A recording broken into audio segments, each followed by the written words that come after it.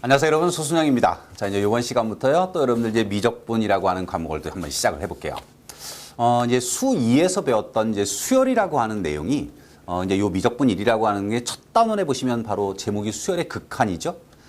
이제 이 수열의 극한이라고 하는 게 끝나면 또 이제 함수의 극한이라고 하는 게 나올 거예요. 이제 함수와 수열은 선생님이 또 이제 함수의 극한을 할 때 설명을 드리겠지만, 우리가 흔히 이제 수열의 극한이라고 하는 건 수열 자체를 점열이라고 부르기도 해요. 그러니까 함수라고 하는 건 무수히 많은 점들이 모여서 우리가 함수의 그래프라고 하는 게 그려지죠. 그렇지만 이제 수열 자체는 어떤 항의 값이 얼마냐, 즉 자연수 값에 대응하는 값들을 가지고 우리가 이제 수열을 만들었기 때문에 이렇게 점으로 찍힐 수 있다는 거예요. 좌표 평면에서 보자면. 그래서 이제 함수의 극한과 수열의 극한은 나중에 여러분들이 이제 수열의 극한 배우고 함수의 극한을 공부하다 보면 뭔가가 비슷합니다. 내용도 비슷하고요. 다만 이제 함수의 극한은 수열의 극한에서 배웠던 내용에다가 조금 더 내용이 추가가 될 거예요. 자, 이 말은 뭐냐면 수열의 극한을 잘 알려면 결국은 수열이라고 하는 것이 뭔지도 좀 잘 아셔야 되고, 또 이 수열의 극한이 일종의 징검다리 역할을 하겠죠. 함수의 극한으로 넘어가는 중간에 있는 내용이다 보니까 이제 뒤에 이어지는 내용 잘 하기 위해서는 뭐 어느 과목이든지 그렇겠죠. 1단원이 바로 시작이다 보니까 굉장히 중요한데 이 미적분이라고 하는 과목에서는 특히나 더더욱 그렇습니다.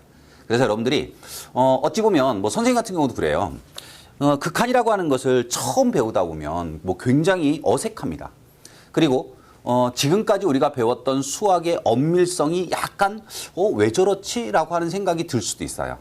자, 이제 그거는 우리가 이제 곧바로 수업을 시작하면 이제 그게 뭔지 선생님이 또 한 번 이제 말씀을 드리겠지만, 그래서 여러분들이 수열의 극한이라고 하는 것, 우선 이제 전체적으로 우리가 뭘 배울 거냐를 선생님이 간략하게 한번 설명을 드리면, 자, 수열이라고 하는 건 방금 전에 선생님이 뭐라고 표현했냐면 점열이라고 표현했습니다. 수열을 조금 어렵게 설명할 때 자연수 집합을 정의역으로 하고 실수 집합을 공역으로 하는 함수다. 자, 그러니까 이런 거죠. 1에 대응하는 값이 1이고요. 2에 대응하는 값이 3이고 3에 대응하는 값이 5고 이런 식으로. 그럼 이게 무슨 뜻이냐면, 이게 우리가 수열에서 첫째 항, 이게 두 번째 항, 이게 세 번째 항, 이런 식으로 쭉 나열돼. 그러다 보면 n에 대응하는 값이 뭐냐? 그러면 1, 3, 5, 7로 나가는 수열의 바로 일반항이 뭐냐? 뭐였냐면 2n-1이었죠? 그래서 여러분들이 선생님이 수열 설명할 때 그랬어요. 수열을 그냥 좀 쉽게 이해한다 그러면 an이라고 하는 건 우리가 배웠던 함수에서 fx와 똑같은 거다. 그러니까 x에 대응하는 값이 뭐냐? 그걸 fx라고 설명하듯이 n에 대응하는 값이 뭐냐? 그걸 우리는 an 그리고 일반항이라고 하는 표현을 썼거든요. 그럼 이와 같이 이제 우리가 수열 단원에서 배웠던 거는 이런 형태의 수열의 일반항을 구하고 또는 뭐 합을 구하고 이런 걸 배웠어요. 대신 유한수열이라는 표현을 씁니다. 자, 뭐냐면 수열 자체는 뭐 얼마든지 규칙하에서 수를 무한개를 늘어놓을 수가 있거든요. 지금 1, 3, 5, 7로 나가는 수열은 홀수열이죠. 그럼 홀수는 무한개가 있어요. 그렇지만 여러분들이 수2에서 수열을 배울 때 수를 무한개를 가지고 뭔가를 하고 이런 거 안 했거든요. 유한수열, 즉 몇 번째 항의 값이 얼마냐, 또는 n번째 항까지의 합을 구하시오, 뭐 100번째 항까지의 합을 구하시오, 이런 거예요. 제한된 항의 개수만을 가지고 따졌는데, 이제 극한이라고 하는 단원으로 넘어오면요, 이걸 그냥 끝까지 보겠다는 거야. 어떤 일이 벌어지겠는가를 살펴보는 것이 바로 이제 극한입니다. 자, 극한 단원에서 여러분들이 배우는 거 가장 핵심적인 건 이거예요. 수열의 극한은 이제 계속 이어지는 뒤에 가서 이제 이걸 계속 우리 선생님이 이제 설명을 할 건데, 항상 선생님이 어떤 단원이든지 여러분들이 무엇을 배우느냐가 굉장히 중요하다고 했습니다. 자, 이제 극한 단원은요, 바로 극한 값을 구하는 겁니다. 자, 이제 이 극한 값이라고 하는 걸 선생님이 또 이제 뭐라고 부를 거냐면 목표 값이라고 부를 거예요. 그 목표 값이라고 하는 건 뭐냐? 목표 값 조금 뭐 이렇게 구체적으로 이게 딱 나와 있는 용어가 아니라서, 그냥 목표 값이라고 하는 건, 왜 여러분들이 뭔가 일을 하면 나름대로 이렇게 목표가 있을 거 아니에요. 그게 이루어지든 안 이루어지든 상관없이 이제 무한개의 숫자를 두고 어떤 규칙 하에서 수가 막 이렇게 늘어서고 있다는 거야. 그러면 도대체 그 수열, 그 수들의 목표 값이 뭐냐? 다가가는 곳이 어디냐? 요걸 구하는 거야. 뒤에 가서 이제 극한 값이 뭐다라고 하는 걸 설명할 거니까. 자, 수열의 극한은 극한 값을 구하는 곳입니다. 자, 그렇다면 어떻게 구해야 되느냐가 문제겠죠? 이제 그걸 하나씩 하나씩 배울 겁니다. 극한값은요. 이미 계산 방법은 딱 정해져 있어요. 여러분들 뭐 2차 방정식, 2차 부등식 같은 경우도 마찬가지잖아요. 여러분들한테 그냥 뜬금없이 2차 방정식 던져주고 야 이거 풀면 어떻게 되니? 이렇게 물어보지 않죠. 알려주지 않습니까? 2차 방정식은 이렇게 풀어라. 인수분해가 되면 인수분해를 해라. 안 되면 근해 공식에다가 대입해서 푼다. 뭐 이런 거지. 그 다음에 어떤 식은 어떻게 계산해라. 뭐 예를 들어서 유리식을 계산하는 방법은 덧셈이나 뺄셈을 할 때는 분모를 갖게 하는 통분을 해라. 그리고 분자끼리 더하거나 빼고 기하분수식으로 나타내어라. 이런 게 일종의 뭔가를 가지고 계산하는 방법은 그 단원에 가면 다 설명해 주거든요. 집합 단원에 가면요. 합집합 연산은 이렇게 하는 거고 교집합 연산은 이렇게 하는 거고 차집합 연산은 이렇게 하는 거다. 뭐 경우에 따라서 조금 복잡한 거를 할 때 연산법칙이라고 하는 걸 써라 그러면서 뭐 드모르간의 법칙이라든가 이런 것들 여러 가지 연산법칙을 배웁니다. 자, 이 단원도 마찬가지입니다. 처음에는 조금 낯선 뭔가 이렇게 처음 접하다 보니까 낯선 일이 생길 수도 있지만 궁극적으로 우리가 해야 되는 건 뭐냐? 극한값이 뭔지를 구하는 것을 이 단원에서 배울 거고요. 아까 선생님이 잠깐 함수라고 하는 걸 설명했죠. 함수의 극한에 가도 똑같습니다. 극한값 구하는 걸 할 겁니다. 그러면 어떻게 하는 거냐? 그거는 하나씩 설명드리겠지만 이제 식에 따라 방법이 있다는 거예요. 그 방법을 여러분들은 숙지를 하면 되는 겁니다. 아, 이런 식이 나오면 이렇게 계산하는 거고 이런 식이 나오면 이렇게 계산하는 거다. 그러면 도대체 식이라고 하는 건 뭐냐? 요건 우리가 또 앞에서 배웠던 것들입니다. 수1과 수2라고 하는 과목에서 식, 그러면 대표적으로 세 가지가 있습니다. 다항식, 유리식, 무리식, 이와 같은 식이 있어요. 그 식에 따라서 계산 방법들이 조금씩 다릅니다. 그러면 여러분들은 아, 다항식이 나왔을 때는 이렇게 계산하고 유리식이 나오면 이렇게 계산하고 무리식이 나오면 이렇게 계산하는 거다. 그거를 숙지하고 자꾸 연습하는 거죠. 그리고 빠르고 정확하게 계산하는 것을 잘 한다면 뒤에 이어지는 함수의 극한이라고 하는 단원도 쉽게 넘어갈 거고요. 그게 잘 되면요. 또 미분법, 적분법 이어지는 단원들의 내용의 이해가 훨씬 더 빠르고 쉬울 수 있습니다. 자, 그럼 이제 일단 하나만 기억하고 가십시다. 극한 단원은 뭐 하는 곳이다? 극한값 구하는 거다. 그럼 선생님 극한값이 뭐예요? 이제 방금 좀 이따 설명드릴 거고요. 극한값을 구하는 거고 그걸 다른 말로 선생님은 뭐라고 부를 거다? 목표값이라고 부를 거다. 자, 그러면 이제 이게 갑자기 또 이제 수학 얘기에서 좀 엉뚱한 곳으로 넘어가는데요. 이제 목표값이라고 하는 것의 의미가 이런 거라는 거야. 자, 여기가 학교야. 이게 여러분들 집이에요. 뭐 학교에서 집까지 뭐 이게 길로 따지자면 이렇게 똑바르진 않겠지만 그냥 이렇게 똑바로 펴놨다고 생각하고요. 자, 이제 방과 후에 학교 수업이 끝났습니다. 학교에서 이제 집에 갈 겁니다. 그런데 선생님이 이제 다음과 같이 규칙을 정해줄 테니까 그 규칙으로 한번 집을 가보세요. 어떻게 가냐면 항상 남은 거리 있죠? 이 남은 거리에 반이 되는 지점까지 가서 10초만 쉴까요? 10초? 네, 10초만 쉽시다. 그러면 처음에 여기가 학교, 여기가 집. 첫 번째 쉬는 지점을 A1이라고 표현할게요. 두 번째 쉬는 지점을 A2라고 표현할게요. 네, 그러면 학교에서 집까지 뭐 개인적인 사람에 따라서 다 이제 거리가 다르겠지만 자, 그냥 요 그림상에서 보자면 학교에서 집까지 거리를 쟀다라고 치고 딱 중간 거리. 남은 거리의 절반. 여기에 가서 첫 번째 쉬는 지점이죠. 그 지점을 A1이라고 표현할 거예요. 다시 또 A1에서 집까지 남은 거리가 있겠죠? 그 중간을 A2라고 할 거예요. 그리고 이제 이 지점에 가서 이제 10초를 쉬는 거예요. 다시 A2에서 집 사이 중간 지점을 정해놓고 A3라고 해요. 그리고 또 10초를 쉬는 거예요. 자, 이런 식으로 계속 남은 거리의 절반이 되는 지점을 도착을 하면 거기에서 10초간 쉬는 겁니다. 여기가 A4예요. 그렇다면 과연 여러분들은 집에 갈 수 있을까요? 네, 평생 이 방법으로 집을 향해 가지만 절대로 집에 도착할 수 없습니다. 네, 이거는 그냥 여러분들이 선생님이 선으로 그어놨으니까 마치 수직선처럼 생각을 하면 우리는 계속 요 남은 거리의 절반을 계산할 수 있을 거예요. 대신 시간이 지나면 뭐 0.1을 2로 나눌 수도 있고 또 막 0.00001을 2로 나눌 수도 있고 굉장히 짧은 거리를 간다고 치고 10초를 쉬겠죠. 아마 이 집 근방에 오면요. 뭐 엄마나 부모님이 그러겠죠. 얘 너 밖에서 뭐하니? 빨리 집에 들어오지 않고. 그렇지만 여러분들은 평생 가더라도 절대로 집에 도착은 못합니다.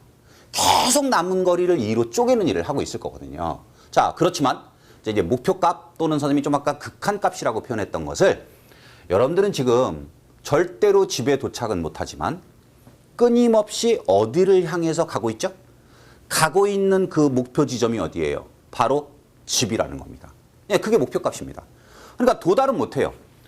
학교에서 집까지 이게 1km가 됐건 500m가 됐건 아니면 뭐 100km가 됐건 그 거리에 상관없다는 거죠. 항상 남은 거리, 내가 가야 될 거리의 절반이 되는 지점에서 10초를 머물렀다가 또 절반 지점에 가서 10초 머물렀다가를 반복하다 보면 평생 가더라도 절대로 집에 도착은 못한다 이거죠. 그렇지만 어디를 향해서 가고 있는 건 분명해요. 즉 목표 지점이 어디예요? 집입니다. 극한 단어는요. 바로 그걸 구하는 곳이라는 겁니다. 그러면 지금은 그냥 선생님이 간단하게 상황 설명을 하고 지금 우리 어디를 향해서 가고 있을까요? 그러면 집을 향해서 가고 있다. 이렇게 말하면 되는 거고 이걸 이제 수학적으로 우리가 이해를 해야 되니까 어떤 수열의 일반항 모양이라든가 아니면 수열의 모양을 보여주고 자, 이 수열의 항의 값은 과연 목표 지점이 어딜까요? 이렇게 물어보는 거예요. 또는 그 값이 얼마일까요? 이렇게 물어보는 거고 그 값을 식에 따라서 즉 일반항이 갖고 있는 식의 모양에 따라서 계산하는 방법이 조금 다르고요. 그 계산하는 방법을 선생님이 이제 하나씩 차근차근 설명드릴 겁니다. 자, 그럼 이제 연습 이제 구체적인 수를 가지고 한번 볼게요. 자, 이제 몇 종류의 셈이 수열을 보여드립니다. 1. 요걸 이제 1분의 1이라고 쓸까요? 네, 1분의 1, 2분의 1, 3분의 1, 4분의 1. 자, 이와 같은 수열이 있다라고 할게요. 대신 우리가 이 수열의 극한 단원에서 공부를 하게 되는 수열은요.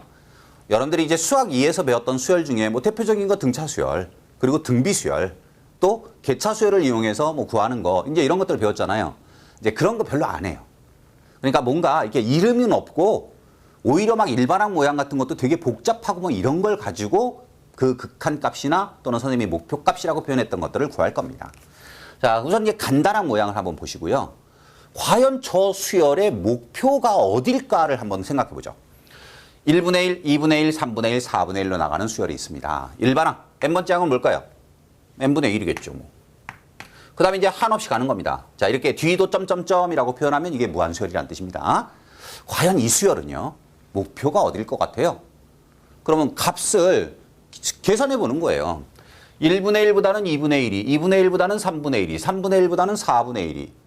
그 다음에 분모가 커질수록 값은 점점 어떻게 돼가고요?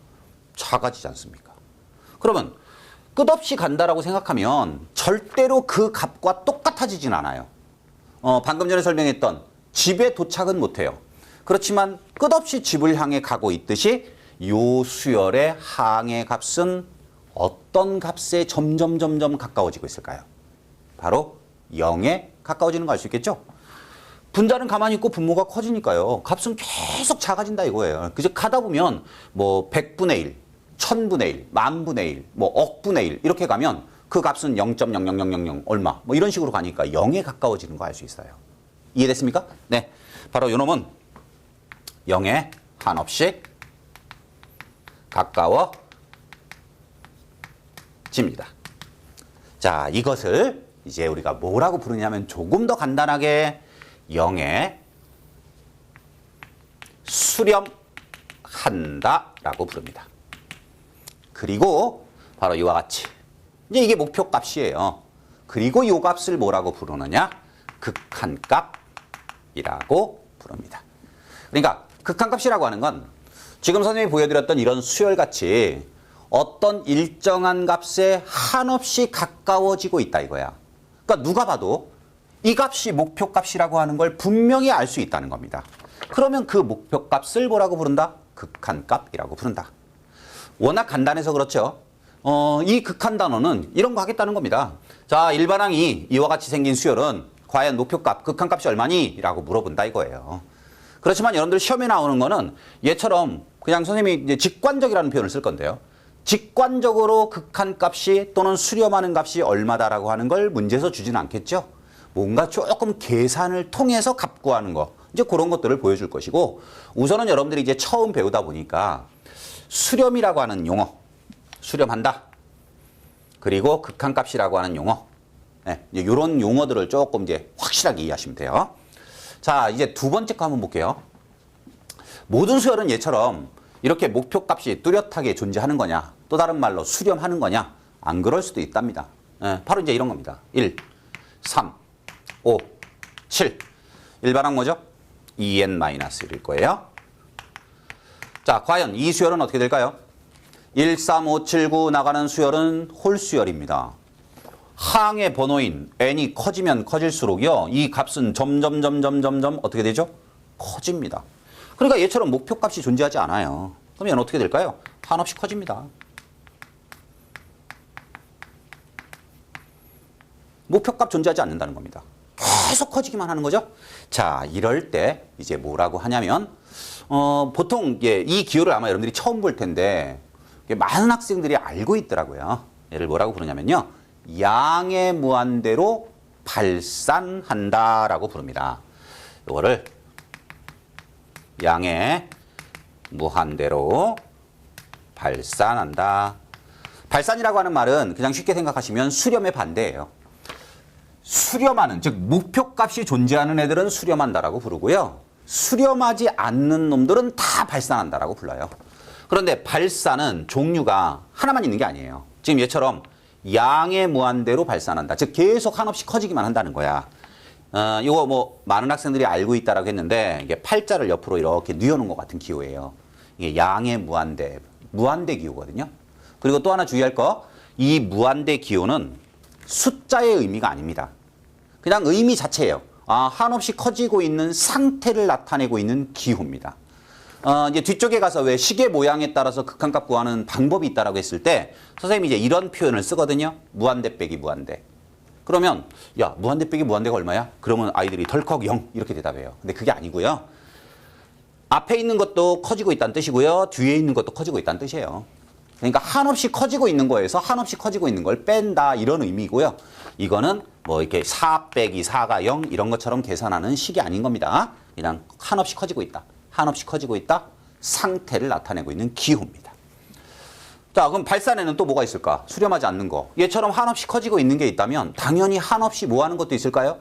작아지는 것도 있겠죠. 즉 음수이면서 절대값이 커지는 게 있을 수 있다는 겁니다. 마이너스 1, 마이너스 4, 마이너스 9. 일반항 뭘까요? 1, 4, 9가 완전제곱수니까 이게 마이너스 n제곱. 자, 이렇게 일반항 만들 수 있겠죠? 그렇다면 얘는 n이 커지면 어떻게 될까요? 당연히 한없이 작아지겠죠? 자, 이런 건 뭐라고 부르느냐? 반대니까요. 음의 무한대로 발산한다, 이렇게 부릅니다. 음의 무한대로 발산한다. 그럼 음의 무한대는 기호를 어떻게 쓰느냐? 이게 양의 무한대 기호였으니까 음의 무한대 기호는 그냥 앞쪽에다 마이너스 붙여줍니다. 그러면 이 기호의 의미는 뭐라고? 값이 계속 작아지고 있다, 그 뜻을 갖고 있는 기호라고 했습니다. 숫자가 아닙니다. 자, 그러면 이제 발산, 수렴하는 것의 반대는 발산이라겠고요. 발산에는 얘처럼 한없이 커지고 있는 거 또는 한없이 작아지고 있는 거 끝일까? 아닙니다. 이제 아주 중요한 거 하나가 더 있습니다. 자, 볼까? 이런 거야. 마이너스 1, 플러스 1, 마이너스 1, 플러스 1. 플러스 1과 마이너스 1이 반복이 돼. 일반항 뭘까요? 마이너스 1의 n제곱으로 표현되겠죠. 그러면 얘는 수렴하는 것도 아니네. 양의 무한대나 음의 무한대로 발산하는 것도 아니네요. 값 두 개가 반복이 되고 있습니다. 자, 이제 또 하나가 또 있습니다. 이제 요 두 가지를 부르는 이름이 이제 공통적으로. 자, 이런 것도 있을 수 있거든요. 마이너스 1, 플러스 2, 마이너스 3, 플러스 4. 자, 1, 2, 3, 4 이렇게 수가 나가는데 홀수 번째는 부호가 음이고요. 짝수 번째는 부호가 양이에요. 그럼 얘는 뭐라고 쓰면 되냐면 일반항은 마이너스 1의 n제곱 곱하기 n꼴로 표현할 수 있거든요. 그러면 둘은 언뜻 보면 비슷해 보이지만 조금 다르죠? 얘는 똑같은 값 두 개가 계속 번갈아 가면서 나타나는 거야. 그죠? 마이너스 1, 마이너스 1, 마이너스 1이 홀수 번째, 플러스 1, 플러스 1, 플러스 1이 짝수 번째 나타나지만 얘는 그건 아니네요. 마이너스 1, 플러스 2, 마이너스 3, 플러스 4, 그 다음에 마이너스 5, 플러스 6 이런 식으로 가겠죠. 근데 어쨌든 두 놈 다 수렴도 아니야. 양의 무한대로 한없이 커지는 것도 아니고 음의 무한대로 한없이 작아지고 있는 것도 아니야. 이런 놈들은 뭐라고 부르냐면요, 진동한다라고 불러요. 진동. 뭐 의미가 정확하죠? 쉽게 진동한다. 그래서 진동하는 것도 역시 발산의 일부입니다. 자, 그렇다면 결국 어떤 수열을 줬을 때 그 수열은 수렴하는 게 있을 수 있고요. 수렴하지 않는 발산하는 게 있을 수 있습니다. 발산하는 것들 중에는 한없이 커지는 상태도 있고요. 한없이 작아지는 상태도 있고요. 진동으로 발산하는 경우도 있습니다. 됐습니까? 자, 여러분들 그 8쪽에 보시면 기본 정석이라고 하는 것에 보니까 간단하게 정리가 되어져 있어요. 그러니까 그 뭐 기호로 자꾸 뭐 외우고 그런 것보다는 어떤 수열이 있었을 때 항의 값의 변화 상태를 살펴보면 어떤 상수값, 일정한 값에 한없이 가까이 다가가고 있는 수렴의 상태도 있다. 수렴하지 않는 것은 다 발산이라고 부르는데 양의 무한대 발산도 있고 음의 무한대 발산도 있고 진동 발산도 있다. 네, 요거 알아두시면 되고요. 그러면 진동은 언제든지 이렇게 부호가 번갈아 가면서 나타나는 것만 진동이냐? 그건 아닙니다. 수렴하지도 않고 양의 무한대, 음의 무한대로 발산하지 않는 것은 전부 다 진동입니다. 그러니까 이런 것도 진동이에요. 1, 2, 1, 2. 이거 뭐 부호가 번갈아가면서 생기는 건 아니지만 값 자체가 1, 2, 1, 2, 1, 2가 번갈아가면서 나오죠? 이것도 진동 발산. 이해됐습니까? 부호가 번갈아가면서 나타난다라고 항상 발산하는 거냐? 그건 아닙니다. 내용 자체가 좀 갈라져 있어서 여러분들 이제 뒤쪽에 넘어가 보시면 등비수열의 극한이라고 하는 게 나오는데 그때 가보면요. 부호가 번갈아가면서 나오지만 수렴하는 것도 얼마든지 있을 수 있습니다. 그러니까 늘 여러분들은 어떤 수열이냐 값 자체의 변화 상태를 살펴봤더니 이런 상태를 보여주고 있네. 그것만 잘 이해를 하시면 되고요. 지금 우리 이제 책에서는 나오지 않는데 선생님이 참고적으로 잠깐만 이제 보여줄게요. 뭘 보여드릴 거냐면 이제 함수의 극한에 가면 거기서는 이제 그래프로 모든 걸 설명하거든요. 선생님이 좀 아까 5종류의 수열을 가지고 수렴하는 거, 양의 무한대, 음의 무한대 발산하는 거, 진동 발산하는 거 이걸 보여드렸잖아요. 자, 이제 그 중에 자 이거 한번 볼게요. 1분의 1, 2분의 1, 3분의 1, 4분의 1, 일반항이 n분의 1 이렇게 생긴 놈은 어디에 수렴한다? 0에 수렴한다. 그러면 그거를 그림으로 눈으로 한번 시각적으로 확인할 수 있는 방법은 없느냐? 이렇게 하시면 됩니다. 이게 몇 번째 항이죠? 첫 번째 항입니다. 이게 두 번째 항이고요. 얘가 세 번째 항이죠. 자, 그래서 요 수열을 가지고요. n, 이게 일반항이 n분의 1이니까 n분의 1이라고 하는 점을 만들게요. 대신 여기서의 n 값은 자연수입니다. 그 다음에 n,n분의 1 이러면 이게 순서쌍이니까 좌표 평면에 하나의 점으로 찍을 수 있거든요. 어렵게 생각하지 마시고요. 이렇게 좌표 평면이 있을 때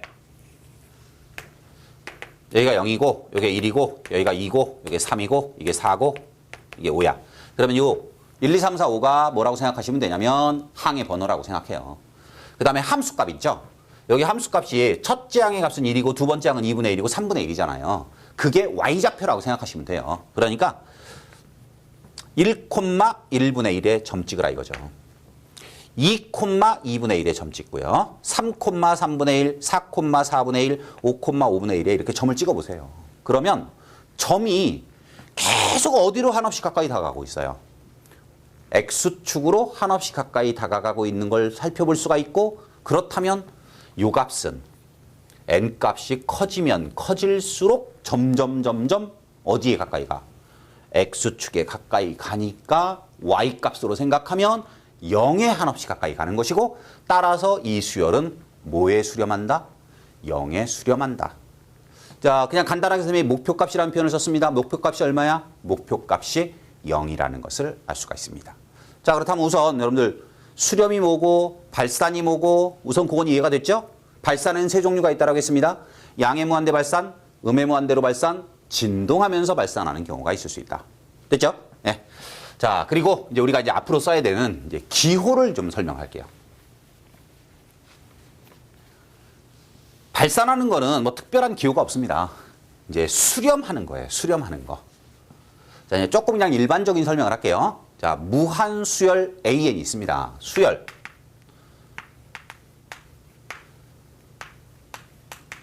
AN에서 항의 번호인 n의 값이 한없이 커짐에 따라 자, 그 말은 항의 값을 나열했다는 뜻입니다. 자, 여러분들 이제 그 7쪽에 보시면요. 7쪽에 그 왜 중간 아래쪽에 보시면 그 기호로 설명하는 게 있어요. 자, 그 설명 한번 간단하게 읽고 설명할게요. 자, 일반적으로라고 되어 있는 데가 있습니다. 일반적으로 수열 AN에서 n이 한없이 커질 때 AN이 일정한 값 알파에 한없이 가까워지면, 그러면 n이 커진다란 말은 항의 번호가 커진다는 뜻이야.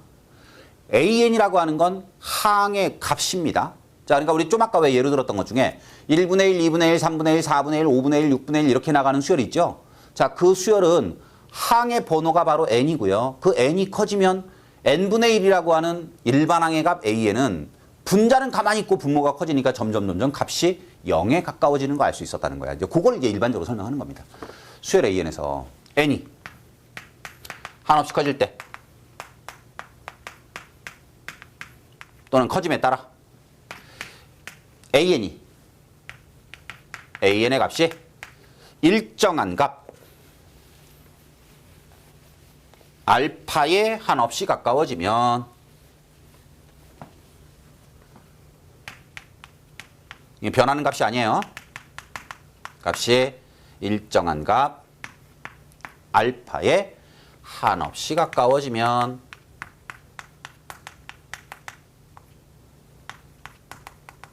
그러면 뭐라고 부른다? 자, 다시 한번 가볼게요. 수열 A에는 뭐에 수렴한다? 알파에 수렴한다라고 부릅니다. 자, 요거를 이제 기호로 그냥 이렇게 쓰겠다는 거예요. n이 한없이 커질 때란 말은 기호로는 이렇게 쓸 겁니다. 그럼 아까 이 무한대 기호라고 하는 것이 한없이 커지고 있는 상태를 나타내는 기호라고 했죠? 그러니까 n이 한없이 커지고 있다라는 뜻을 표현합니다. 그럼 요건 뭐라고? AN의 값은 알파라고 하는 값에 한없이 가까워진다. 그럼 역시 간단한 기호로 이렇게 씁니다. AN은 알파에 한없이 가까워진다. 됐습니까? 네. 수열 AN은 알파에 수렴한다라고 부르고요. 자, 요게 이제 말로 하니까 굉장히 복잡하잖아요. 네, 그걸 이제 간단하게 기호로는 이렇게 쓰겠다는 거예요. n이 한없이 커질 때 AN이라고 하는 놈은 알파에 한없이 가까워진다. 자, 그럼 이제 이렇게 우리가 말로 했던 거를 기호로는 간단하게 이렇게 쓸 거고요. 자, 이거를 이제 더 간단하게 쓸 겁니다. n이 한없이 커질 때 AN이 알파에 한없이 가까워진다라고 하는 걸 이제 여러분들이 극한을 하면서 제일 많이 보는 기호가 바로 리미트 기호라는 건데요. 이제 여기서 리미트 기호를 쓸 거예요. 바로 LIM, 리미트라는 뜻이고요.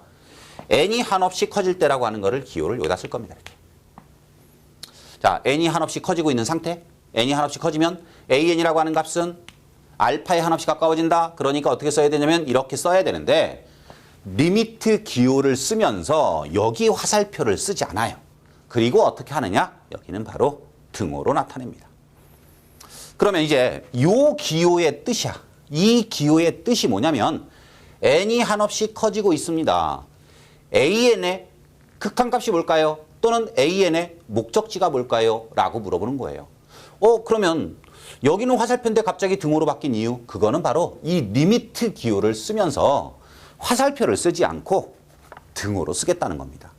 그래서 여러분들이 선생님이 아까 왜 선생님도 처음에 극한을 배울 때는 지금까지 배웠던 수학과는 조금 뭔가가 좀 다른 것 같아요. 자, 그게 바로 요 얘기입니다. 뭐냐면 2 더하기 3이라고 하는 값은 5와 같아요.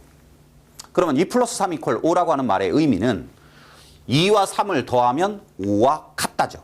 즉, 이 등호라고 하는 건 우리가 그냥 영어 단어로 생각하면 이퀄이잖아요. 이퀄.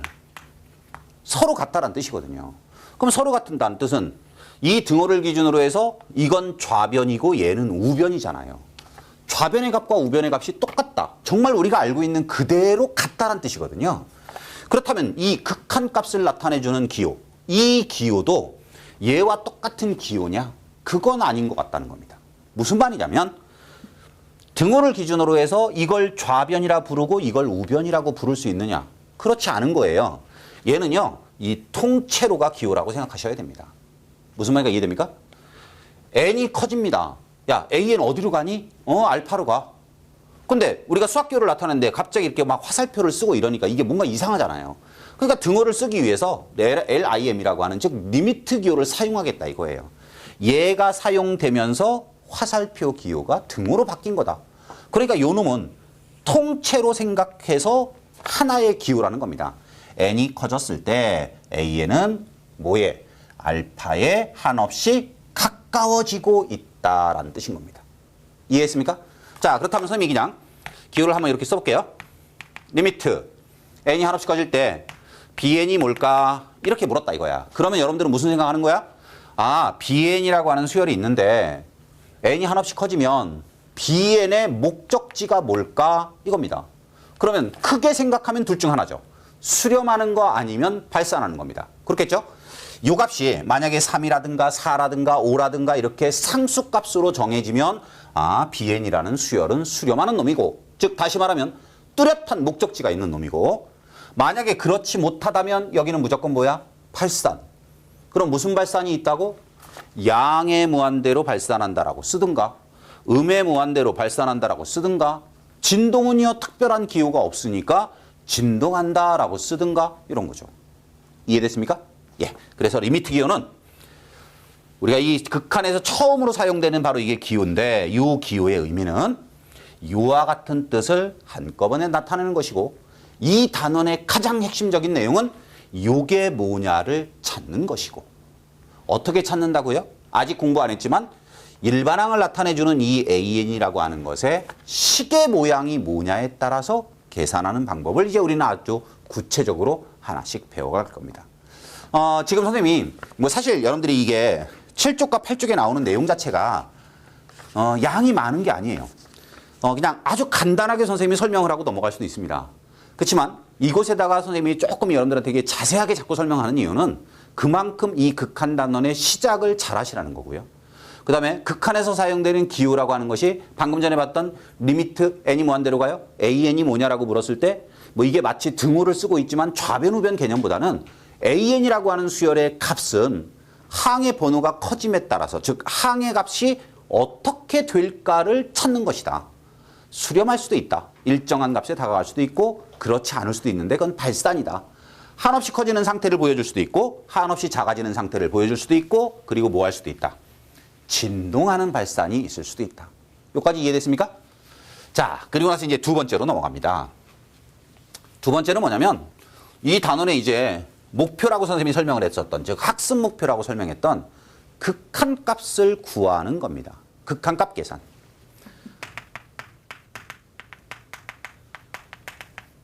어떻게 할 거냐예요.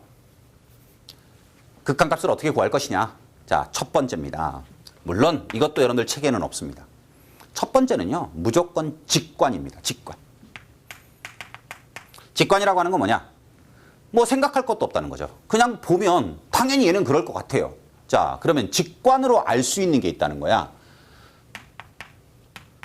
뭐를 우리는 직관으로 알 수 있느냐? 첫 번째 모양, 여러분들이 그 처음 그 왜 선생님이 설명했던 수렴하는 것의 모양이 바로 이런 거거든요. 자, C라고 표현하는 건요, 상수란 뜻입니다.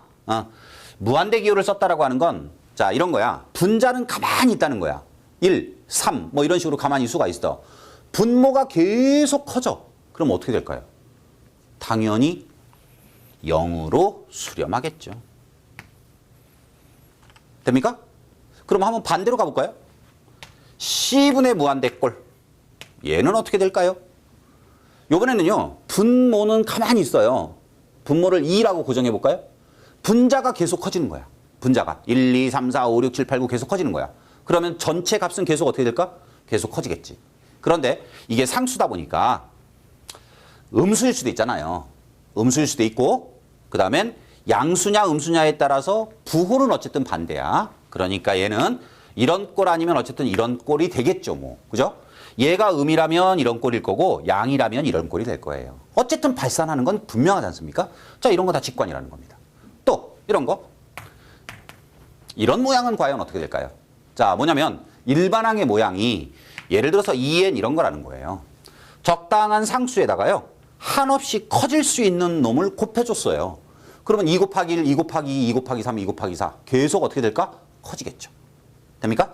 네, 그렇지만 이것도 마찬가지. 이 상수 C가 양수냐 음수냐에 따라서 양의 무한대로 발산할지 음의 무한대로 발산할지 그건 모르지.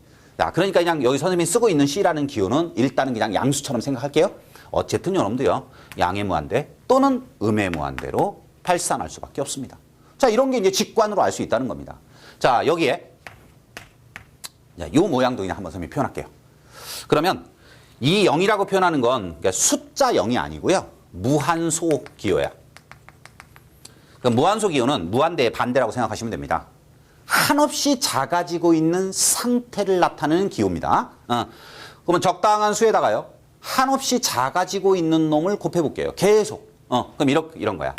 2 곱하기 예를 들어서 n제곱분의 1 같은 거. 그러면 n제곱분의 1이라고 하는 건 n값이 커지면 계속 작아지겠죠. 요건 계속 작아지고 얘는 가만히 있습니다. 그러면 n이 커져봐. n이 커지면 이 값이 점점 작아질 거니까 2를 곱해도 계속 작아질 거 아니에요. 이해됐습니까? 따라서 요놈도 0에 수렴할 겁니다. 자, 이런 모양들, 이런 것들은 바로 직관으로 알 수 있다는 겁니다. 이 중에 이게 사실 제일 중요한 것 같아요. 무한대분의 상수 모양. 선생님 뭐 직관으로 안 되면서 저게 뭐 중요해요? 왜 중요하냐면요. 이제 두 번째 내용으로 넘어가 보니까 이게 제일 중요해 보이더라고요.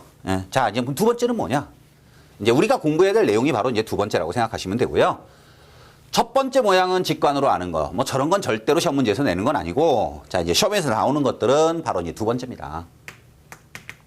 부정형입니다, 부정형. 그럼 부정형이라고 하는 건, 여러분들 왜 부정, 불능, 뭐 이런 거 들어봤지? 그러니까 부정은 정해지지 않았다는 거야. 그러니까 어떻게 될지 모르겠다는 거고, 앞으로 우리가 극한값을 구해야 되는 놈들은 다 요 놈이라고 보시면 됩니다. 그러면 부정형에는 뭐가 있느냐? 그러면 첫 번째 부정형의 모양은요. 무한대 빼기 무한대 모양이 있습니다. 그럼 무한대 빼기 무한대 모양. 커지는 상태를 가지고 뺄셈을 하겠다는 거야. 자, 요거의 대표적인 모양이 다항식 또는 무리식입니다. 요건 이제 구체적으로 뒤에 가서 하나씩 설명드릴 거고요. 우선은 전체적으로 저런 것들이 있고 이제 저런 거를 어떻게 우리가 앞으로 계산해야 되겠다. 요것만 한번 보세요. 무한대 빼기 무한대 꼴. 이거 얘가 좀 적절할는지 모르겠는데요. 이게 지금 무한대라고 하는 건 한없이 커지고 있는 상태니까 선생님이 조금 과장된 표현을 할게요. 자, 어떤 학생의 아버지가 계시고 어머니가 계셔요. 아버지가 사업을 하세요. 그래서 돈을 굉장히 많이 버시는 거예요. 예를 들어서 아버지가 한 달에 100억 버셨어요. 그러니까 아버지가 돈을 많이 버니까 어머님이 집에서 살림을 하시다가 우리 애아빠가 돈을 많이 벌어오니까 내가 돈을 많이 써도 되겠지라고 생각해서 예를 들어서 한 달에 200억씩 써요. 그러면 아버지는 돈을 벌어오시는 거고 어머니는 돈을 쓰시는 거야. 그러니까 이제 빼기로 표현해 볼게요. 자, 바로 이런 거예요. 무한대 빼기 무한대. 물론 100억, 200억보다 훨씬 더 큰 수는 많아요. 그렇지만 100억, 200억이라고 하는 수 자체가 큰 수라고 생각하면 자, 이렇게 큰 거에서 큰 거를 뺐을 때 과연 어떤 일이 생기겠냐는 거야. 0이 될까? 안 그럴 수도 있다는 거지. 자, 이럴 수도 있지만 예를 들어서 100억 벌어오셨는데 그냥 어머님이 우리 남편이 100억 벌어오니까 다음 달에 또 100억 벌어오겠지? 그냥 이번 달 100억 내가 다 써버리고 말아야지. 그러면 결국 이건 0이죠. 그렇지만 이때는 적자나는 거죠. 100억의 적자가 납니다. 아버지가 100억을 벌어오셨지만 어머님이 힘들게 벌어온 거니까 돈을 조금만 써야지. 그래서 예를 들어서 그냥 1억만 쓰셨다고 해요. 1억도 큰 거니까. 그러면 무려 99억이 남아요. 굉장히 큰 값이 남아요. 자, 그 말이 무슨 말이야? 무한대 빼기 무한대 꼴이라고 하는 건요. 그 결과가 어떻게 될지를 모른다 뜻이에요. 이걸 선생님이 그냥 음의 무한대라고 표현할 거고요. 이거는 상수라고 표현할 거고요. 이건 양의 무한대로 발산이라는 표현을 쓸 거예요. 그래서 무한대 빼기 무한대 꼴은 어떻게 될지 모르는 모양이다. 그러니까 다항식 모양 중에 이런 게 있었을 때는 어떻게 계산해야 되고요. 무리식 모양의 이런 모양이 등장했을 때는 어떻게 계산해야 되고를 우리는 차근차근 배울 거다. 그러니까 여러분들 너무 극한을 어려워하지 말라는 겁니다. 그냥 똑같지는 않지만 2차 방정식 어떻게 푸는 거고 2차 부등식 어떻게 푸는 거고 그거랑 결국 극한값 계산하는 거나 똑같은 거예요. 자, 이제 두 번째 모양입니다. 두 번째 모양에는 뭐가 있을 수 있냐면요. 무한대 분의 무한대 꼴이라는 게 있을 수 있습니다. 그럼 무한대 분의 무한대 꼴도 마찬가지입니다. 요거는 딱 보면 이게 분의 꼴로 되어 있으니까 무슨 식 꼴일까요? 네, 바로 유리식입니다. 유리식 모양에 바로 이런 모양이 있고요. 자, 쟤도 마찬가지야. 자, 분모 분자가 동시에 커지고 있어. 또 이거 나중에 가서 헷갈릴 것 같아서 선생님이 무한대분의 무한대꼴이라고 쓰면요. 분모도 한없이 커지고 분자도 한없이 커지고 항상 이렇게 뭔가 이게 모양을 설명할 때 사용하는 기호는 선생님이 설사 무한대 기호를 쓰더라도 음의 무한대도 포함한다고 생각하십시오. 그러니까 절대값 의미를 갖고 있다라고 이해하시면 돼요. 분모가 음의 무한대고 분자가 양의 무한대. 같은 말이라는 뜻입니다. 이해했나요? 무슨 말인가? 그러면 분모도 커지고 분자도 커지면 그 결과가 어떻게 될까? 그건 잘 모르겠다 이거야. 셋 중 하나입니다. 0에 수렴할 수도 있고요. 일정할 수도 있고요. 양의 무한대나 음의 무한대로 발산할 수도 있습니다. 아까 이거랑 마찬가지야. 아버지가 돈 많이 벌으셨는데 어머님이 얼마를 쓰시느냐에 따라서 결과가 달라지듯이 분모 분자가 동시에 절대값 개념으로 커지고 있다 하더라도 그 결과는 모른다 이겁니다. 그러니까 우리가 주로 시험에서 풀어야 되는 문제들은 바로 부정형이고요. 이 부정형을 이젠 해결하는 방법으로 아까 선생님이 직관으로 알 수 있는 것들 중엔 무한대분의 상수꼴이 제일 중요하다고 했죠. 자, 그리고 또 하나가 있습니다. 이제 그걸 선생님이 이제 다음 시간에 설명할 건데 여러분들 책에 나와 있는 9쪽 한번 잠깐 볼래요? 네, 9쪽에 보시면 수열의 극한에 관한 기본 성질이라고 하는 게 나옵니다. 바로 이 부정형과 같은 형태들의 극한값 계산을 어떻게 하느냐. 자, 그냥 선생님이 그냥 간단하게 말로 설명하면 이렇게 할 겁니다. 얘를 쪼개서 계산하고요. 합칠 겁니다. 그러니까 이걸 외우실 필요는 없고요. 그냥 이해만 하세요. 자, 이런 겁니다. 앞으로 어떤 모양인가 조금 복잡해 보이는 모양들을 주고 극한값 계산을 하세요라고 여러분들한테 이렇게 묻는다 이거예요. 그러면 어떻게 하냐면요. 직관으로 해결한다라고 하는 건 그냥 척 보고 한 방에 딱 어떻게 되는지를 예측하겠다는 겁니다. 알아내겠다는 거예요. 그런데 부정형 모양들은 그렇게 한 방에 잘 안 되더라는 거예요. 그래서 어떻게 하냐면 그냥 쪼개 또는 나누라 이거야. 나눠. 얘를 이렇게 나눠. 몇 개로 나눠. 이렇게 나눠 놓은 다음에 요 놈은 어떻게 되는지 살펴보고 요 놈은 어떻게 되는지 살펴보고 요 놈은 어떻게 되는지를 살펴봐요. 그러니까 전체 크게 놓고 보니까는 잘 모르겠어. 그런데 얘를 이렇게 조금씩 쪼개보니까 아, 얘는 얼마에 수렴하고 이거 얼마에 수렴하고 얼마에 수렴하고를 좀 알 수 있겠다는 거야. 그러면 따로따로 구한 다음에 이렇게 따로따로 구해. 그리고 나서 요 놈들을 뭐 한다? 합쳐서 전체가 어떻게 될지를 계산한다 이거야. 그게 그냥 일반적으로 수열의 극한을 계산하는 방법이에요. 그런데 어떻게 나누고, 즉 수학적으로 더하기로 나눌 거냐, 곱하기로 나눌 거냐, 빼기로 나눌 거냐 뭐 이런 식으로 어떻게 나눠도 되는가를 그 극한의 기본 성질이라고 하는 거에서 간단하게 보여드릴 거고요. 증명하진 않습니다. 예, 교육과정은 좀 벗어나요. 고등학교 과정에서는 저 성질이 성립한다라고 하는 걸 증명하기가 힘들기 때문에 그냥 우리한테 알려만 줍니다. 이렇게 쪼개라. 쪼개서 계산해라. 그리고 합쳐라. 예. 쪼개는 방법. 덧셈, 뺄셈, 곱셈, 나눗셈 다 괜찮다라고 설명해 줄 겁니다.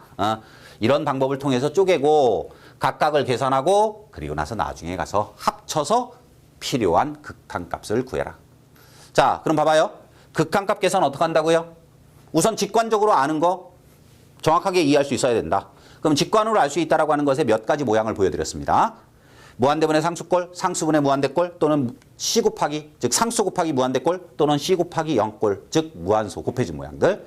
그중에 요 놈이 제일 중요하다고 설명했습니다. 왜 그러냐면 바로 이곳에 가면 이 쪼개서 계산하고 합칠 때요. 쪼개진 것들의 상당 부분이 다 무한대분의 상수꼴 모양이 등장하고 그게 0으로 없어지기 때문에 그렇습니다. 네, 그래서 굉장히 중요하고요. 우리가 주로 봐야 되는 건 부정형이다. 한없이 커지고 있는 상태에서 한없이 커지고 있는 상태를 뺀 모양으로 표현되는 식을 줬을 때 어떻게 계산하는지 할 줄 알아야 되고 무한대분의 무한대꼴일 때 또 역시 어떻게 계산하는지를 할 줄 알아야 된다. 부정형이라고 하는 건 한꺼번에 계산할 수 없기 때문에 나눠서 계산한다. 어떤 방법으로 나눌 것이냐? 다음 시간에 좀 더 구체적으로 설명드리겠지만 사칙연산의 방법 뭐든지 자유롭게 사용하면 된다. 됐죠? 예, 우선 이번 시간에요. 이제 여기까지 봐두시고요. 다음 시간 이제 수업하기 전에 지금 우리가 이제 9쪽에 나오는 수열의 극한에 관한 기본 성질부터 선생님이 설명을 드릴 건데, 항상 여러분들이 낯선 단원일수록 많이 읽어보라고 했고요. 그러니까 이제 7쪽부터 나오는 내용들을 여러분들이 한번 좀 계속 읽어보세요. 문제 푸는 거 말고, 이제 기호라든가 표현이라든가 이제 이런 것들이 여러분들이 조금 이제 익숙해지면 극한값 계산을 하는 것은 크게 어렵지 않기 때문에 3가지 식에 따른 계산 방법만 이제 다음 시간부터 차근차근 여러분들이 연습하고 정확하게 이해해서 빠르게 계산하는 그 훈련을 하시면 될 것 같아요. 자, 수고 많으셨고요. 이제 다음 시간에 그 수열의 극한에 관한 성질부터 우리가 또 한번 살펴보도록 하겠습니다.